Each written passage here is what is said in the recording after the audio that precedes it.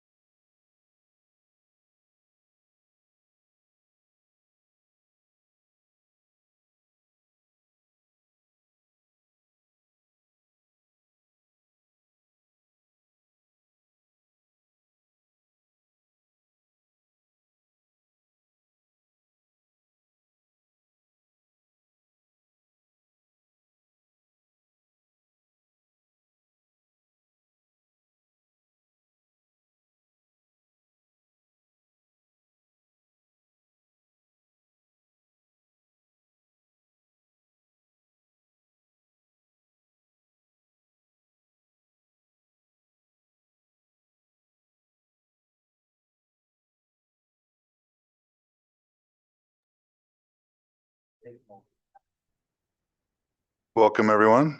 We reconvene this regular board meeting at 7:36 PM. Autumn, would you please lead us in the flag salute? Please stand. Put your right hand over your heart. Ready? Yes. I allegiance to the flag of the United States of America and to the republic which stands one nation under God, indivisible, with liberty and justice for all.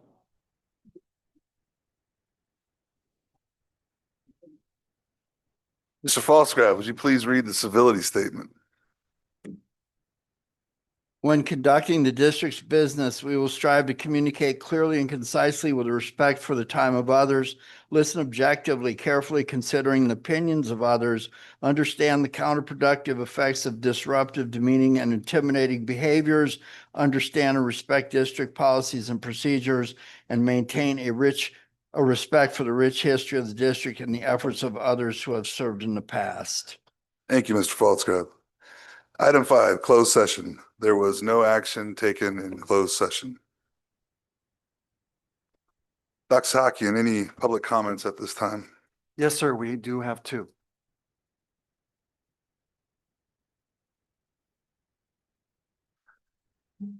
Mr. Gavin Batty?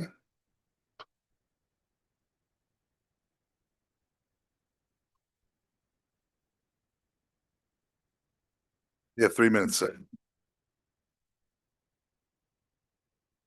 Welcome. Good evening, esteemed members of the board. My name is Gavin Batty. I'm a junior at Vasquez High School, and I serve as a captain of the varsity basketball team. I, along with my fellow teammates, am honored to speak with you this evening regarding the achievements of the school's basketball program. As you are aware, last season we made history by capturing the Heritage League title for the first time. It was a great pride that we invite you to join us November 20th versus P Knight for the opening game of our 2025 to 2026 season.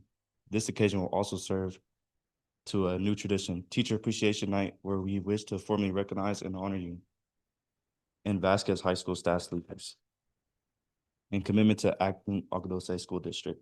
Please accept these polos as our official invitation to the Vasquez basketball program to attend this significant event. We look forward to welcoming you and receiving your support as we embark on another promising season. Thank you for your time and consideration. Thank you. Tracy Cathay, the third.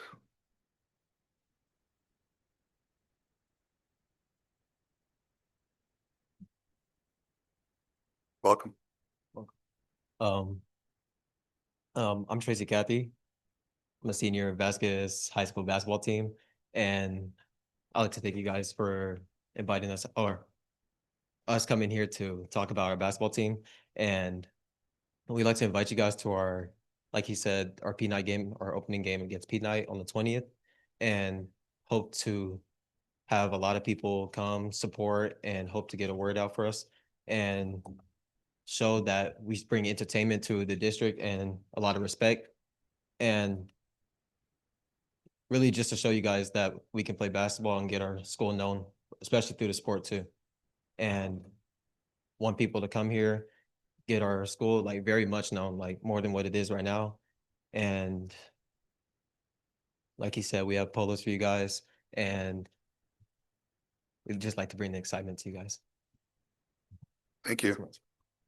It's on November 20th? Yes. What time? 7. 7 p.m. Well, it could be 6:30. Okay. What time should we show up? 6? 6. All right, 6. All right. Lester, what was that? Is that a cheap shot? Because some people on the board want to start the board meetings inconsistently.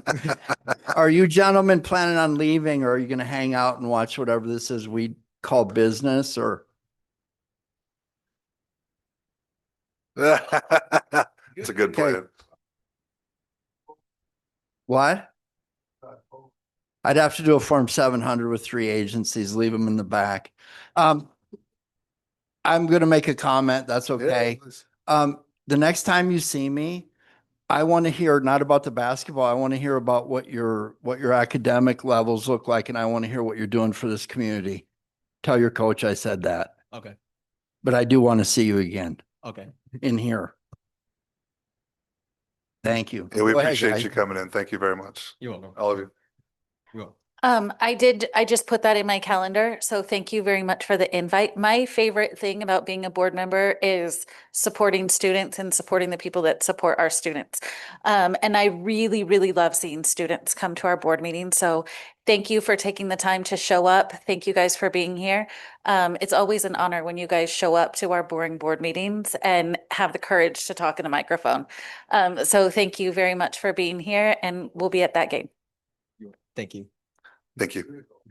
Oh, don't leave. We have more questions. Oh, really? I'm kidding. No. I appreciate you guys. Thank you. Excuse me, I'm in the fitting room. Oh, all right. Does he have a 3X tall?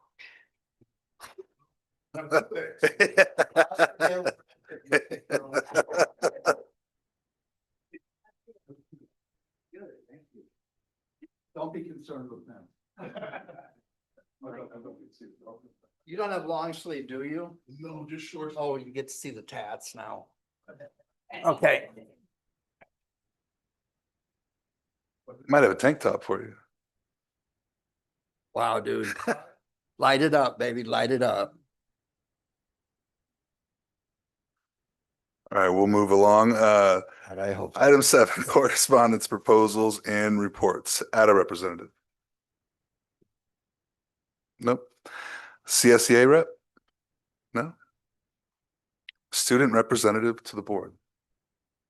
So starting with Meadowlark and Little Owls Learning Center, the Great Shakeout on October 16th went well. SOAR has begun. Reading intervention classes in grades 1 through 4 have started by Mr. Lewick and Mrs. Jenny Zepeda, along with help from Miss Jackie Herrera and Miss Claudia Landaverde. Makeup Picture Day was October 14th. The iReady math coaching and lesson planning / co-teaching with the iReady consultants has went well in all grades K through 4. Classrooms at both sites are competing in a pumpkin decorating contest. I'm excited to see the best ones. The Student Council, with the assistance of PTO, are selling boograms as a fall fundraiser. This week, this week, from the 20th to the 24th of October, was Red Ribbon Week. Each day, the students and staff were dressing up on theme or bringing an item to share to school. Monday was Stuffed Animal Day.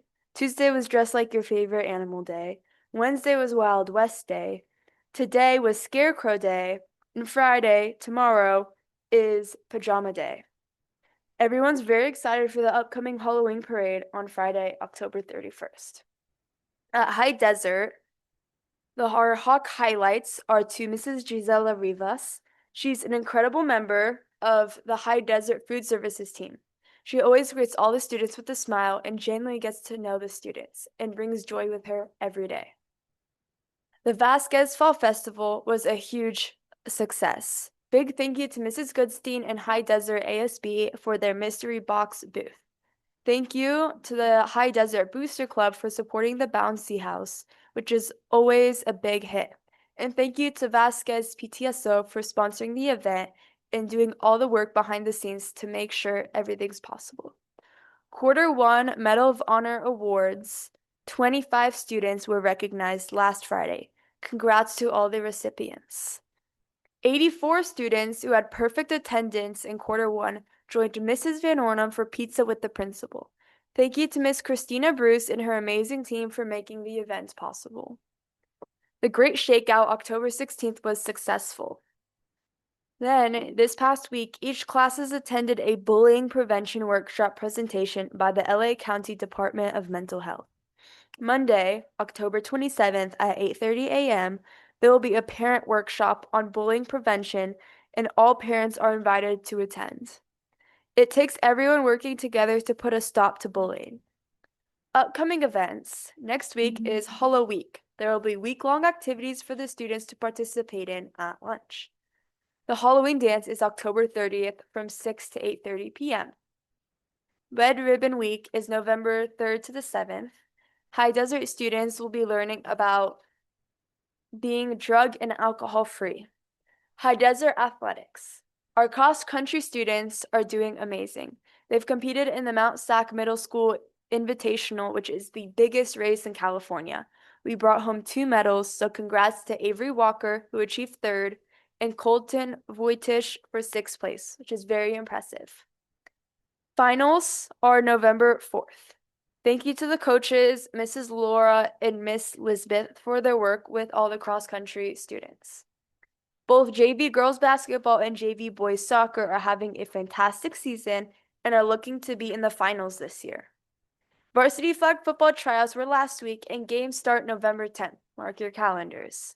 High Desert will be hosting all the league games, and we're super grateful to our team for prepping the fields. At Vasquez, past events, October 16th was the Great Shakeout California Drill. October 18th was the Fall Festival, which had a great turnout. Big thank you to the entire community. Tomorrow, October 24th, is the CCAP preliminary student training for 2 very special students. Then, tomorrow night is the homecoming game, so be there 6:30 because the game starts at 7. Saturday, October 25th, is the homecoming dance. October 28th is PSAT testing, and October 29th is SAT testing. Good luck to everyone. Athletics. Girls volleyball has completed its best season in 9 years. They won 7 games under the leadership of coaches Brie Garcia and Tommy Galbraith. The cheer team has been working hard and are very excited to show off their skills homecoming. The tennis program has exploded to 20 girls with the help of their wonderful coach. Football has been working very hard, both the players and the coaching staff. They're very excited to homecoming and they have clinched a playoff position. Cross country has 2 more meets before CIF rounds start. Flag football is currently in their 3rd round of playoffs. They just won their 3rd playoff game, and we are very excited to see where they will go. Thank you. Thank you, Autumn. Facilities and Finance Subcommittee report. What's that? Oh, Superintendent report. Sorry, I skipped you. No, I won't take any offense. It's okay. Tonight, thank you, Mr. Mescon. Tonight, 2 goals, and I'm going to make my comments very brief. Goal 3, community engagement. Goal 4, student safety. And Autumn, you always do a fantastic job, so I'm going to be covering a couple of items that you already covered, but you do it better than I do. Goal 3, community engagement. So incredible night last night with the community pep rally. The energy and the Mustang pride were on full display, as you can see with our students. As they gear up for the Vasquez homecoming, again, like Autumn mentioned, tomorrow at 7 p.m. A huge thank you to our Vasquez cheer squad, student athletes, coaches, and the amazing DJ for keeping the crowd all fired up. And a very special thank you to Corinne Bailey and the entire Vasquez Football Booster Club for their hard work, dedication in bringing this community together yesterday evening. Goal 4, great shakeout. Another shout out to all of our schools, staff, and students for taking part in last week's earthquake drill, of course, also known as Great Shakeout. Teamwork, focus, and commitment to student safety always makes a difference. From classroom to offices, and you can see in that picture to the left, even our class pets joined in the action. Everyone played a part in practicing how to stay safe and ready. So thank you to everybody who participated. And that concludes my report. Thank you. I think Corinne Bailey might be everywhere all the time. She really is. Facilities and Finance Subcommittee report. Bill's not with us tonight, so I will go through it. We discussed some status update of facilities projects, so everything is on schedule so far. We expect the roofs to be done over at High Desert over the winter break. We also expect the shade structure over at Vasquez to start over the winter break as well. We went through the lease agreement for the iLead, the Agua Dulce campus that's being leased by iLead. So that looks good. Went through facilities assessment we've identified things that need to be corrected at that facility, and they're diligently working to correct that. So that was great. They're making a lot of progress on improvements over there. And then we went through our leasing bus cost analysis, which was a great exercise because it looks like there's a lot of room to save quite a bit of money there. So that's a great thing to see. And that's it for the Facilities and Finance Subcommittee meeting. Lester, do you have anything more to share about the assessment of the Agua Dulce campus at this time, or is that going to be an open session discussion in the future? At this time, there's nothing particular to share. We noticed deficiencies in the campus compared to the lease agreement that we had with iLead. And they were identified to the staff over there, and they began making all the corrections that we requested. Thank you. Education Subcommittee report. We met on Tuesday. We discussed, there was a lot of people at our meeting actually, which there isn't usually, so it was kind of fun. We did have our Vasquez counselors, as well as our High Desert and Vasquez principals, in attendance, and we discussed CTE and Project Lead the Way, Paxton Patterson, all the great things happening at Vasquez and High Desert. Staff went into a very detailed report of incredible things happening at Vasquez and High Desert and just the amazing things. I'd really encourage you to go watch the video. And maybe we can get just an overview again at a board meeting. I know they've done it before, but I feel like there's so many amazing things happening at Vasquez and High Desert that are just really overlooked. And people just don't know. And we have incredible sports right now. We have incredible teachers. And the way, just the structure of the way that they're able to fit all of our CTE pathways in and the plans that they have for the future for our CTE pathways, it's really incredible, just awe-inspiring. The way that they are able to make everything happen over there is just fantastic. They have really cool things for our kids. I just think that it's glossed over. And I really want to shout that out. So if you do have time to go watch the Ed Subcommittee and the presentation that was made by our counselors and principals, it was fantastic. It's a lot of good information. Future agenda items, we're still looking at SLS, our attendance recovery plan and our instructional continuity plan updates. So that's what we're going to be looking at in the future. Our next meeting is November 18th at 3 o'clock, either here at the district office or on Zoom. Do you have anything to share about the early returns on the attendance recovery plan? Share on that yet or not yet? I would want to share with hard data, but I think that we are moving in such a positive direction. It's really, really exciting. And as far as the work that people are doing at the sites, our office staff and our teachers and our parents and our students are really working all together, and our attendance it's showing in our data. That's great to hear. It's awesome. Subject G, Policy and Management Subcommittee report. We gave an update about the meeting on the 9th at the open session meeting of the 9th. All right, thank you very much. Submissions. There are no submissions this evening. Item 9, consent agenda. You get a motion? You want a second? I'll second.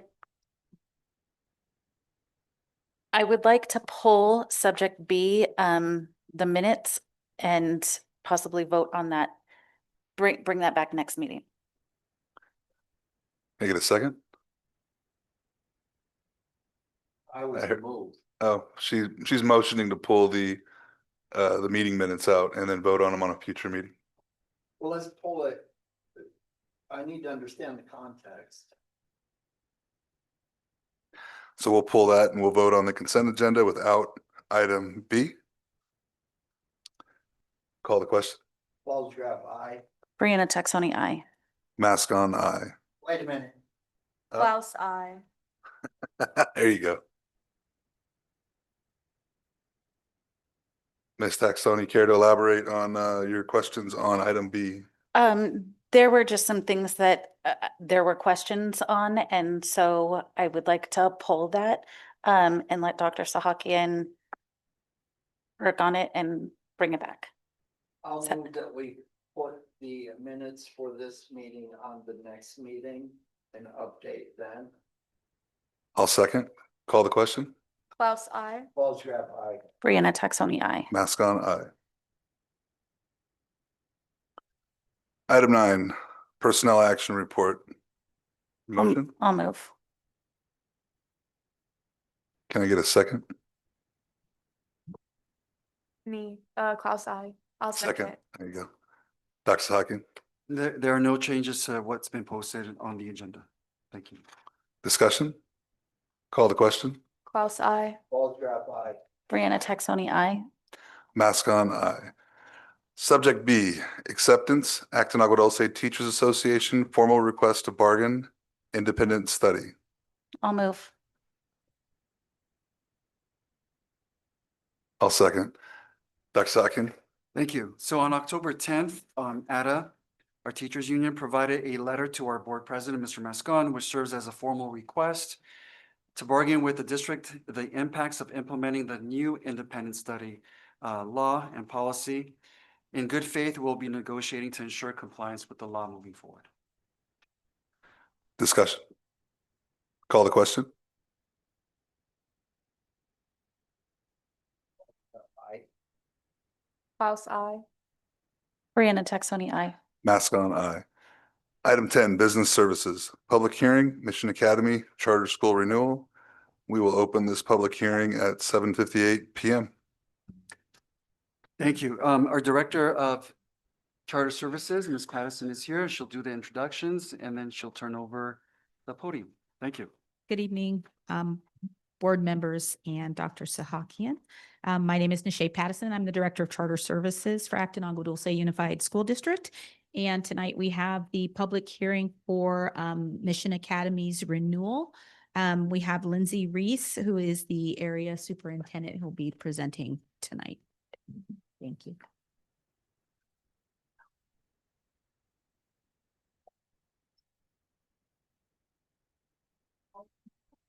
Otherwise, I'll be doing this the whole time.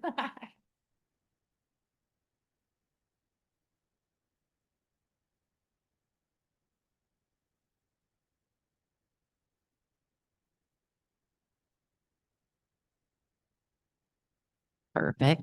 Thank you. Good evening, Dr. Sahakian and board president, board members. Thank you for having us tonight. As Nishay said, I'm Lindsay Reese, the area superintendent. I also have with me Dr. Damaris Owens. She's our principal. And we're excited to do this public hearing for you tonight. Let's see. Before we begin, I want to thank the board and Acton Agua Dulce Unified School District for their continued support for our students and partnership. Since 2018, your authorization has enabled us to provide educational opportunities for nearly 23,000 at-risk students and has given us reason to celebrate our over 700 high school graduates. So we thank you for this partnership. Next slide. We believe that our success is due in large part to the strong relationships we have with this district, the positive engagement. We maintain timely reporting and responsive communication with Nishay, community collaboration. We meet regulatory compliance for all federal, state, and local laws. And finally, our charter alignment. We have demonstrated full understanding of the Acton Agua Dulce Unified School District Charter Petition Matrix and have adhered to it closely. Sorry. All right. And then I just want to go over our mission and our vision. So our mission is really to ready all of our graduates for post-secondary success. So that we're doing that by providing a flexible, equitable, and high quality and personalized virtual learning plan. And then our vision is really to empower our students with the enthusiasm for that lifelong learning and grit. We do use that acronym, and grit stands for growth, resilience, independence, and transformation. So it's really getting our students, providing them with that post-high school pursuits and the qualities to strive to instill in every student that we work with in our program.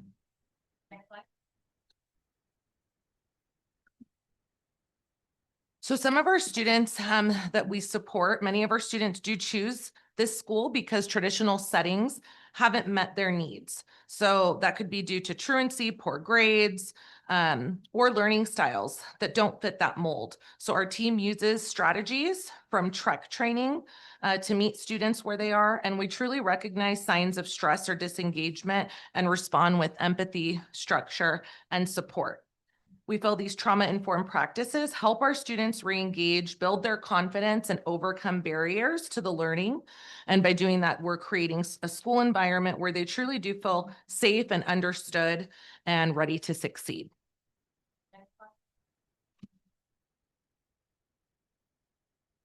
So our program, so it's 100% online. We are Dashboard Alternative Status School, so DOS. We do have 2 in-person graduation ceremonies twice a year, which has been very successful. We've had the most graduates that we have ever had last May. It was really exciting to see. We'll show you some clips soon. Canvas Learning Management System, that is our LMS, and the curriculum that we're using is StrongMind curriculum. We have 999 students. Currently, it's actually increasing. We have another enrollment period happening this week. We have 57 credentialed teachers, 12 special education case managers. We have 1 English language development specialist that works with our EL population, 3 school counselors, 1 social worker, and 7 tutors. And we just wanted to show you a clip of our program. Welcome to Mission Academy, a fully virtual school for students in grades 6 through 12. At Mission Academy, we provide a flexible, personalized learning experience that fits each student's need. Every learner meets regularly with a credentialed teacher in a live virtual environment and has access to highly qualified subject instructors and live tutoring Monday through Friday, 8 a.m. to 5 p.m. In middle school, students meet with teachers daily. In high school, meetings occur weekly. These sessions help track progress, keep families informed, and ensure students stay on the path to success. I just want to learn like independent because I feel like it's better for me, and I'm not like really used to like being like with a lot of people, and like I'm just like really like an independent person mostly. Do you feel like you might need some support with that project maybe? Maybe after you do the rough draft, you can meet with the teacher in office hours and go over it? Yeah, I could definitely go online to office hours if I need help. So do you want to go over any of the specific assignments together, or are you feeling good in finishing this class tomorrow? I feel good in finishing this class tomorrow. We're proud to be TREC and WASC accredited with courses that are UC A through G approved and NCAA certified. Families choose Mission Academy for many reasons: flexibility, mental health support, work or childcare responsibilities, or simply the chance to learn at their own pace. Our trauma-informed model is designed to remove barriers to learning by connecting students with academic guidance, consistent teacher support, and community resources such as food and mental health services. If it wasn't for Elevate, I wouldn't be where I am today. They supported me, they've been here for me, and it feels good to accomplish this because of them. If I didn't have Elevate, I probably wouldn't be the person that I am today because it really taught me to be more independent. My experience at Elevate has been amazing. I prefer it over any other school that I've tried personally. The work, it's not so stressful. The teachers always help me through problems that I faced. All the staff, the teachers are really good with me. They supported my journey. They really helped me. I thought I wasn't going to graduate, and they helped me get to where I am. If you're an online learner, I would definitely recommend it. And even if you're not, it's always worth a try. You know, you never know if it'll work out for you or not. If you're looking for a school that really supports you and believes in you, and with all your decisions, this is the perfect school for you. We believe every student deserves the chance to thrive in school, at home, and in life.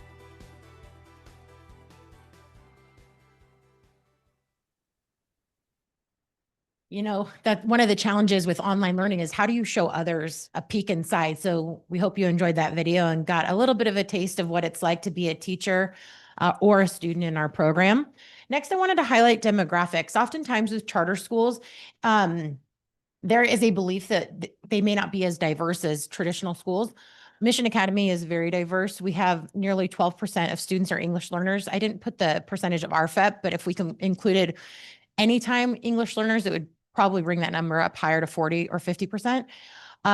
We have 18.7% of our students have disabilities. 79.6 are socioeconomically challenged. Seventh grade are at an average reading level is our average reading level for students in high school, and sixth grade is the average math level. So you can see that our students are also skill deficient, and that's oftentimes why they end up having not succeeded in previous programs. And due to our unique model, we're able to help those students catch up and get ahead and experience success oftentimes for the first time in our program. This chart, I won't go too much into depth. It just shows how Mission Academy compares to other schools, including this district, but also other larger districts, just so you could see how we stand up demographically in comparison. Next slide. As Dr. Owens mentioned, we are a dashboard alternative school status. 72% of Mission Academy's unduplicated students qualify for at least one designation under DAS. I won't go on and on about all of the different categories, but it's any sort of challenge that students have experienced previously. It could include probation, it could include students who are pregnant and parenting. There's a variety of reasons why students would be considered DAS. And so 72% of our students meet that criteria. Next slide.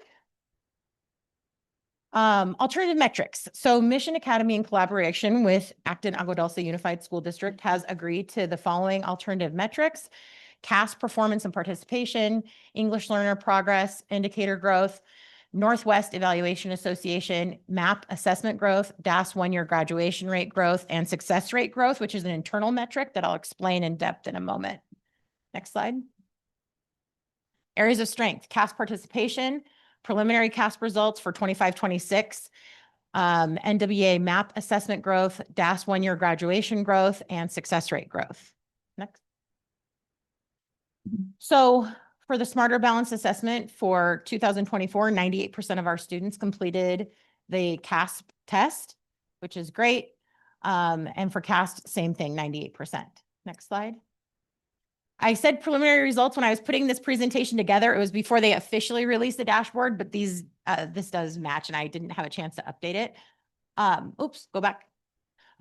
So for our ELA scores went up 11.2% in CASP this most recent test cycle, and our math CASP performance went up 8.7%, and science improved 4.4%.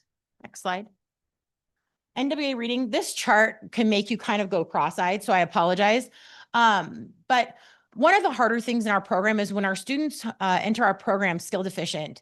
Oftentimes, state tests don't do a good job showing that they're learning because they're so far below. Even if, let's say, they improve 2 or 3 grade levels, it wouldn't show on the CASP, for instance, because if let's say they entered at a 7th grade level, they'd come up to a 10th grade level, but they're still below grade level. We feel like NWA is a way to show how they're growing in our program based on where they started versus where they are now. So the data on this chart shows a year's worth of growth for their students. A zero on the conditional growth index indicates expected growth. That's on par with national norms. Anything that's like a +1 or +2 is considered exceptional growth or average growth. Anything that's a -1 or -2 is very below average. Notable growth: 7th grade ELA SPED and socioeconomically disadvantaged had notable growth. 10th grade, all subgroups had notable growth, and 11th grade EL students experienced notable growth. So exceptional growth, a +1 or a +2. Next slide. Same explanation in terms of how the conditional growth index works for math. The notable growth for these was 7th grade, all subgroups, 8th grade, all EL and SED subgroups, 9th grade, all subgroups, 10th grade, all subgroups. So that's significant. Nearly all of our subgroups had growth in math, significant growth in math. DAS one-year cohort graduation rate. So oftentimes programs like ours are criticized because of our 4- and 5-year cohort graduation rate. The reason why that tends to be low is because that's more appropriate for a traditional setting. We can enroll students with our WIOA partnerships up to the age of 24. So in many cases, we enroll students past that 4th or 5th year grad date to help them still recover and get their diploma. So oftentimes, and most of the time, students enroll when they're 17 or 18, more than 2 years deficient. So even if we work rapidly with them, we still can't get them done by that 5th year to qualify for that grad rate. So we prefer to measure the 1-year cohort rate. This used to be recognized by the CDE as a valid measurement for DAS schools. It has since been revoked as a valid option because the federal government no longer recognizes it as an alternative metric. However, we still measure it because we think it's valid. It measures the percent of seniors who graduate within that year. And as you can see, all but 22, 23, we have grown each year. This year was our best yet. 98.62% of our seniors graduated. I think we only had 1 or 2 that didn't finish, which was awesome. So we're very proud of that. We're getting our seniors out. Next one, success rate. So this is an internal metric. Our success rate is the percent of students who are retained in the school, rematriculate back to their district of residence, or graduate. We do consider it part of our mission to return students to their district of residence. If they choose to stay with us, that's great. But if their goal is to go back to their district of residence, that's also a success in our minds. So we calculate that in this metric as well. You can see for 24-25, 91.2%, we had a 91.2% success rate. So 91.2% of students were either stayed in our program, went back to their district of residence, or graduated with us. We're very proud of that number. Opportunities for growth. CASP results for 24-25 and English Learner Progress Indicator. Next. That was a typo on the last slide. That should have said 23-24. So, and so should this slide. Our 23-24 CASP, ELA, and math declined. So there could be a number of reasons for that. Mission Academy has experienced rapid growth. So in many cases, we haven't had students in the program for very long, most for less than a year. It could be an anomaly. It could be that we happen to enroll a lot of students right before testing. Since we enroll year round, students enroll at any time. We might have had a large influx of students who enrolled right before testing that we didn't have much time to prepare. It could be a variety of factors, but that was considered an area of growth for us for 23-24. So forgive the typo, I apologize. Next slide. Our English Learner Progress Indicator, this one's also really surprising to us. That declined 9.2% despite us adding staff in the ELD department. What I suspect is that many of those staff members were newer. They're just learning, beginning to understand how to better work with English learners in a virtual environment, which does pose different challenges than when you can sit side by side with a student and offer different resources, including paper resources to them. So we're continuing to make this a focus. We're hoping to see this go up for this next school year, but we are noting it as an area of growth. Our LCAP goals, number 1 is to increase academic progress. Goal number 2 is that students will gain skills for college and career readiness. Goal number 3 is to increase our student retention rate. And goal number 4 is to increase educational partner engagement.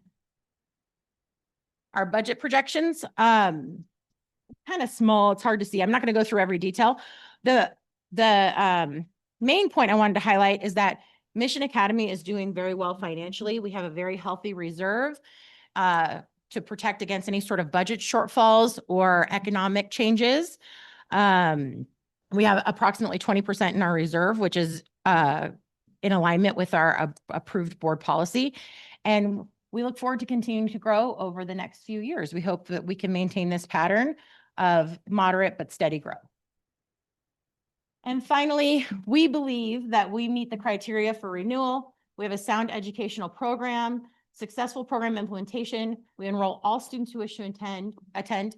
We have demonstrated community support. We're fiscally sound, a nonprofit organization with transparent governance, and we serve a state-recognized disadvantaged population. I think that's perhaps the most compelling reason for us to continue being able to serve students. And we just want to thank Acton for being partners all of these years, and we hope that you will approve our application for renewal. Thank you very much.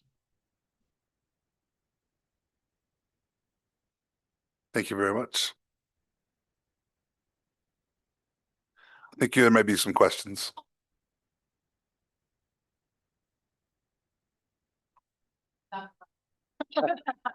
My nerves get put. Zero chance. I was gonna do the Pink Panther scoot out the door. You guys wouldn't see me. Want to take over? I've known you for a really long time. Okay, here we go. These are standard questions outside of a few of them. My understanding is that Mission Academy was an outbreak of Learn for Life when the 1200 series of legislation caused someone to decide that there can't be for-profit schools in being publicly funded. And so I think that what I know today is that there are people who serve as a superintendent for both Learn for Life as well as Mission Academy. That would be accurate. I am one of those people. I have a Okay. life school in San Diego with 12 locations, and I have 3. That's what the virtual. Tribune said on the 6th. Yes. So I'm trying to go back to the days when we were having 10-minute hearings and people were stealing $80 million. But I do remember Mission, and I do remember not feeling bad about that. So this, your track record with this organization goes back probably into about the time I came on the board is when they made the law change. Okay. I'm going to ask questions. If you don't know the answer, great. Just make sure that they're submitted back to staff when we vote on your thing. Staff, has Sherry Shannon seen this? Is she here tonight? Sherry, you there? Say hi. Hi. The Hello. Packers are going to beat you. You know that. Well, we'll see. You know, we've had a couple wins, but only a few. So Sherry, back to business. I was nice to somebody and had a conversation with them this year. So you've seen this, Sherry. Good. Oh, Okay, yeah. here we go. Here's your question. Does your organization employ a model in which different schools each have their own board? Yes, unless they're under the same corporation. Okay, I don't know what that means. So if there's a school board, and this is just a general umbrella question, are the boards that exist independent of each other? Yes, they are.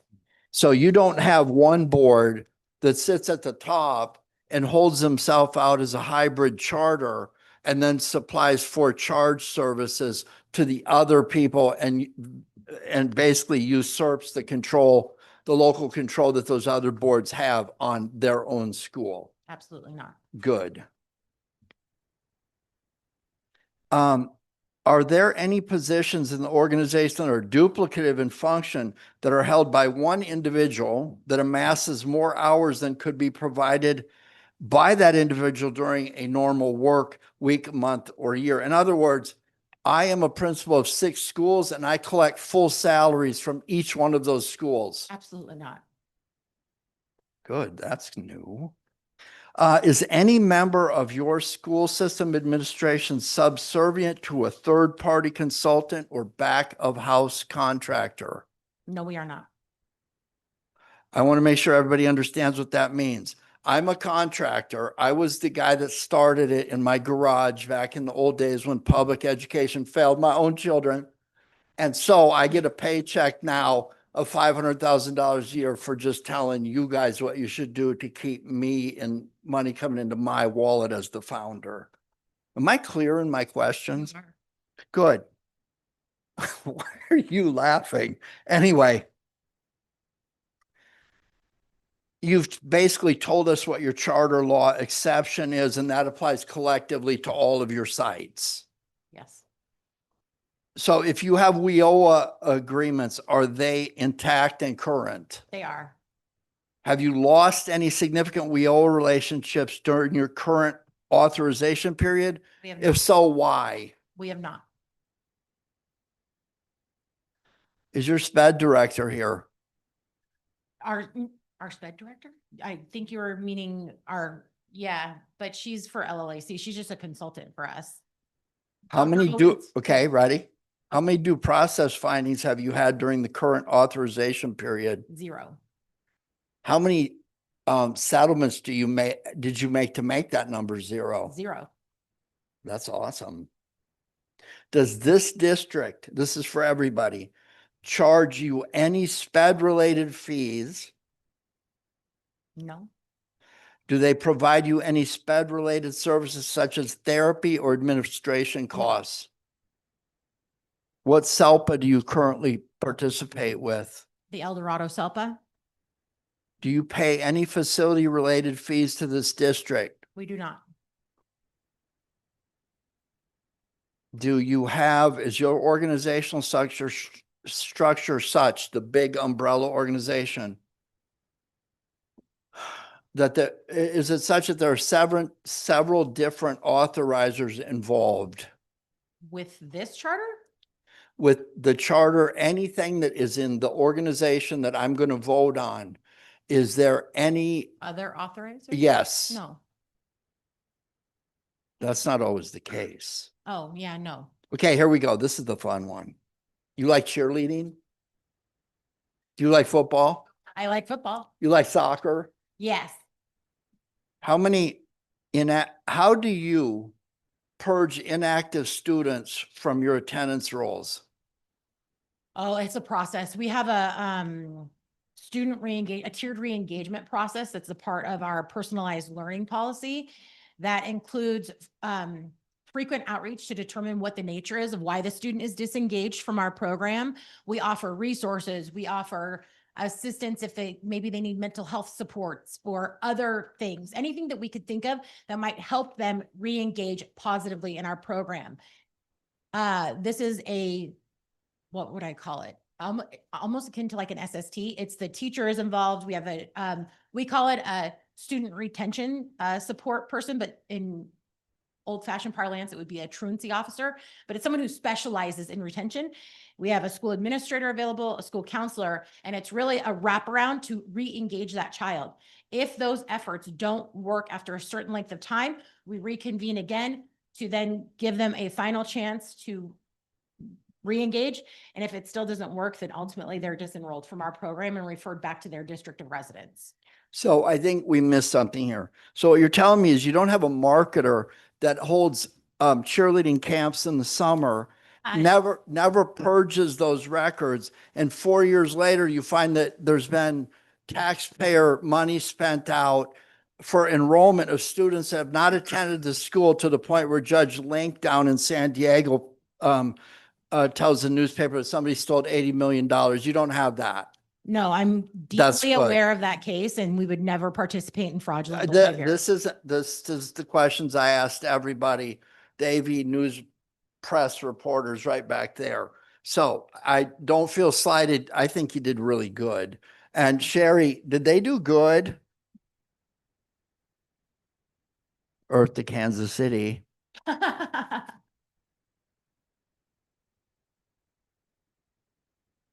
That's unfortunate. Please repeat your question, Mr. Paulsgraf. Sherry, I asked them if they did good on my questions. Did they do good? They answered them correctly. Yes. That's good. Thank you, Sherry. You're I think I prefer welcome. accurately. Huh? I prefer accurately. Accurately. Yes. I'll learn those words in 4th grade. Thank you, Mr. President.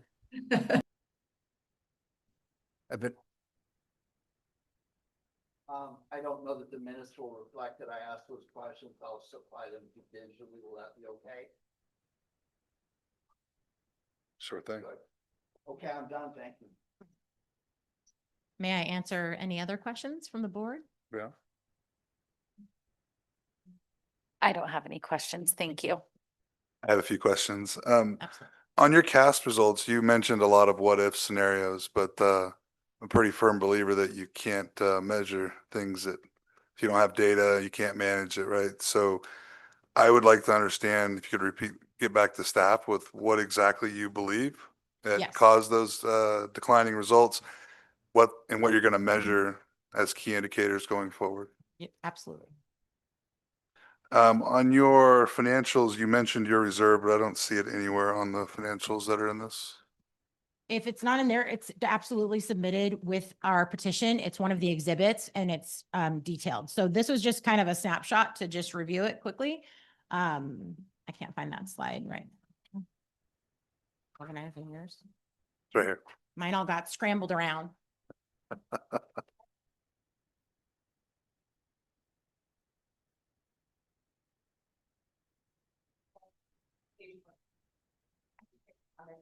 It's on this one. It's in the exhibit, right? It's in the exhibit. Would you like me to send that separately just to call it out for you? Sure thing. No? Yep. Okay. Thank you very much. Do you have any facilities at all, or is it all everybody from home? Is it? We have a warehouse that no students go to the warehouse. It's strictly our IT team that collects laptops that we deploy to students via FedEx. They gather the equipment there, they assemble them in the FedEx boxes and ship from there. They also work out of that location and provide troubleshooting support for students and staff. You mentioned in person with the students when necessary. Where do you do that at? We never are in person Never. with students. It's only in-person graduation 2 times a year. Okay. And we do that most recently in Carson because that's the most centrally located for many of our students. Understood. So Ken asked a question I'd want to elaborate on a little bit about if there's an organization that sits within your program that basically does all your back office work for you. Yes. And are there multiple charters that feed up through that with There different authorizers that are members of that? Yes, there are. So that company is called Lifelong Learning Administration Corporation. They serve, I don't know if I could quote the total number of charters right now off the top of my head. Is it 18? 18 in California. 3 of which are fully virtual programs, including Mission Academy. The rest are all what you would consider like a hybrid or in-person. Students go in once or twice a week for in-person instruction and do most of their work at home. Is that a for-profit entity? No.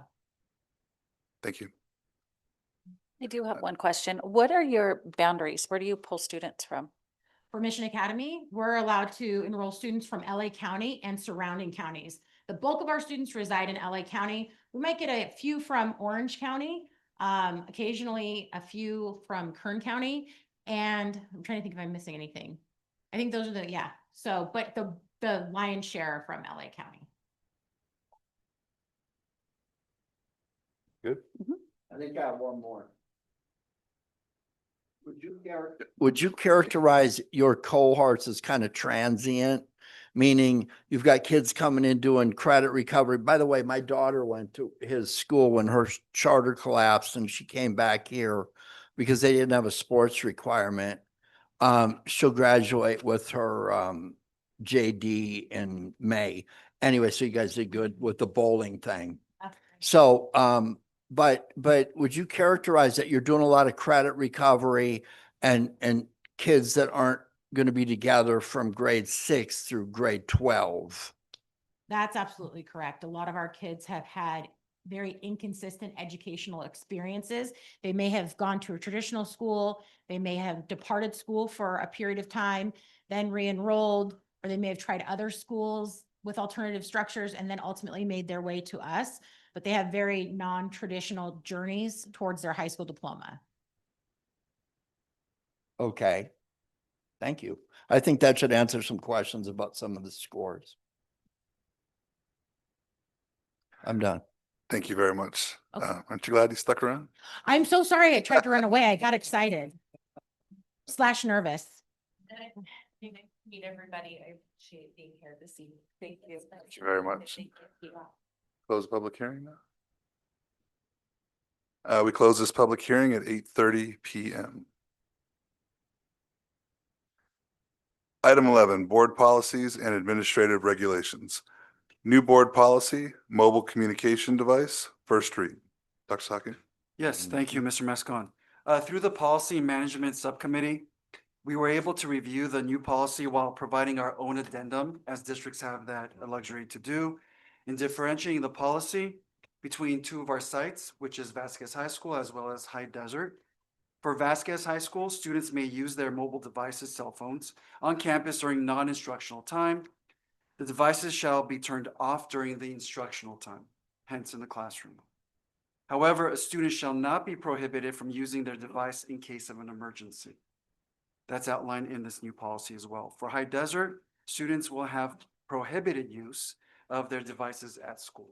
So we've differentiated between Vasquez as well as High Desert within this new policy. I want to thank both administrators for providing their input early on in the subcommittee. And that's what we have for our first read. Thank you, Dr. Hockin. Any discussion? Hearing none. Move on to subject B, new board policy 0441, artificial intelligence. Second read and adoption. I'll move. I'll second. Dr. Hockin. Thank you. So I'll just reiterate what we shared last time for the first read. For this policy, it is a new policy. Multiple areas are referenced in regards to use of AI, such as AI should be used to enhance the learning experience for students. It should be used to support staff performance as well. And use of AI must be ethical and transparent, and districts shall provide professional development opportunities for the use of AI for staff. Discussion. Is the recommendation of the policy subcommittee that we adopt this new board policy? Mr. Pfaltzgraf? Is it the recommendation of the Yes. Yes? Yes. All right, thank you. Call the question. Klaus, I. Pfaltzgraf, aye. Brianna Texoni, aye. Mask on, aye.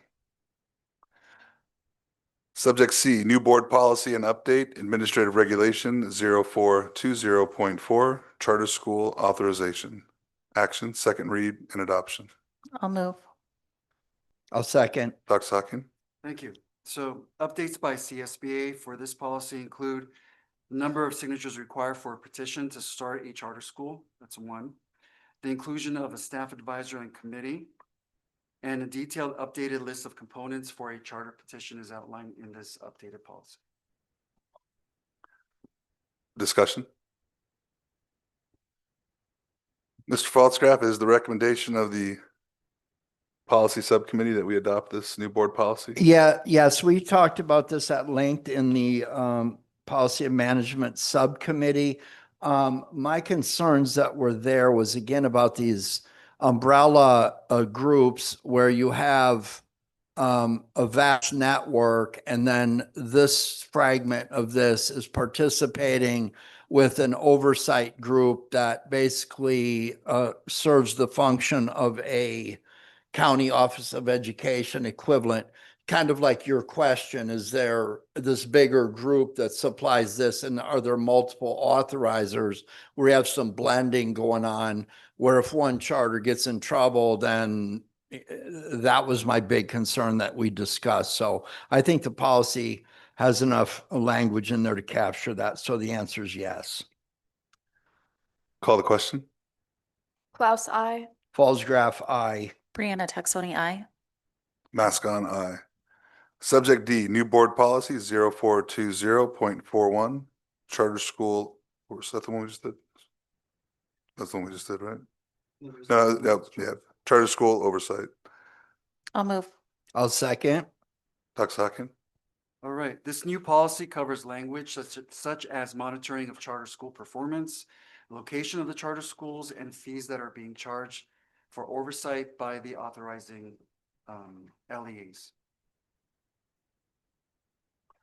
Dr. Hockin, or discussion? Mr. Pfaltzgraf, it is the recommendation of the policy and management subcommittee that we adopt this new policy. Yes, again, there was those meetings are televised and put into an archive, and there were it was made quite clear what our expectations are, especially in the terms of that we are not doing this for money. It is not a revenue source, and I think everyone understands that. Call the question. Klaus, I. Pfaltzgraf, aye. Brianna Texoni, aye. Mask on, aye. Subject E, update. Board policy 0440, district technology plan. I'll move. I'll second. Dr. Hockin.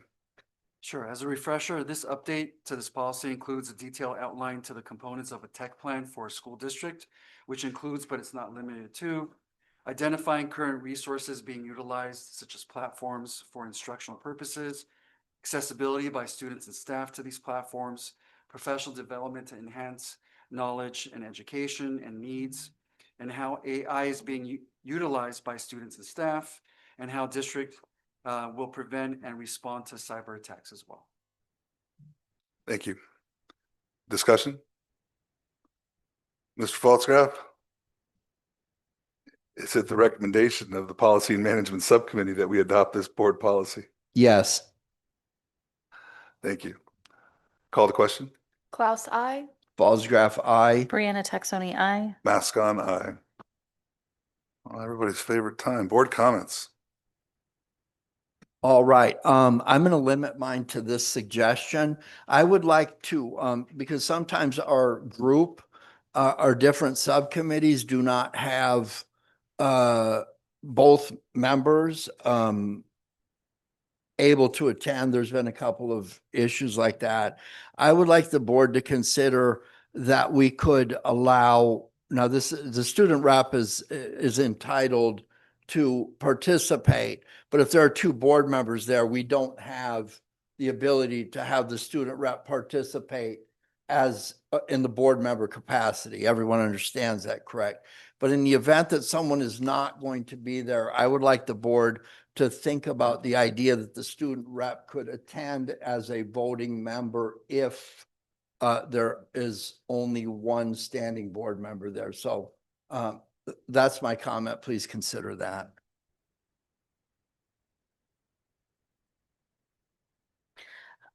I actually don't have any board comments today. Got somewhere to be. No, I have not been present at all of the exciting events, and I mean, I can comment how much I apologize, but I've just, had a life and been super busy, and I've been missing a lot of things, and I say a lot anyway, so today I'm not. That's that. Short board comments tonight. Thank you, everyone who attended virtually and in person. And as usual, proud to be part of this organization and work with all of you. Thank you. Calendar, November 13th, December 11th, January 22nd. Anybody have any issues with those dates? Hearing none. Future agenda items, Sells Virtual Academy. Only thing we have on the future agenda items. Anything else, Dr. Sakin? Yes, I did take some notes. Vice President Taxoni did mention a possible presentation of CTE pathways for both Vasquez and High Desert. Sounds good. With that, I'll make a motion to adjourn. I'll second. Call the question. Klaus, I. Falls-Graf, aye. Brianna Texoni, aye. Mask on, aye. We adjourn at 8:39 p.m.